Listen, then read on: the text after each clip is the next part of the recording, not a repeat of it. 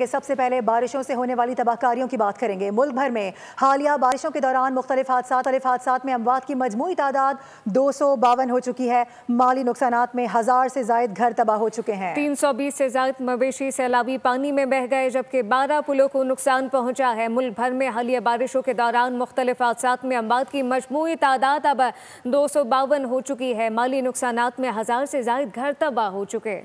Monsoon बारिशों का तूफानी स्पेल, हर तरफ पानी ही पानी, तबाही ही तबाही। मुल्क भर में मूसलाधार बारिशों से 24 घंटों में मजीद 10 अफराद जाँ बहक और 13 जख्मी हो गए। 26 जून से 23 जुलाई तक अमवात की तादाद 252 और 611 अफराद जख्मी हैं। NDMA के मुताबिक जाँ बहक अफराद में 121 बच्चे, 85 मर्द और 46 खवातीन शामिल हैं। पंजाब में सबसे ज्यादा 139 अमवात हुई। खैबर पख्तूनख्वा में 60, सिंध में 24 और बलूचिस्तान में 16 अफराद जाँ बहक हुए। आज़ाद कश्मीर में 2, इस्लामाबाद में 6 अफराद जान से गए। वज़ीर आज़म शहबाज शरीफ का रेस्क्यू ऑपरेशन मजीद तेज करने का हुक्म। कहा, मुतासर इलाकों में वबाई अमराज की रोकथाम के लिए इक़दामात जरूरी हैं। C-130 तैयारा इलाके में फंसे सयाहों को इस्लामाबाद लाएगा।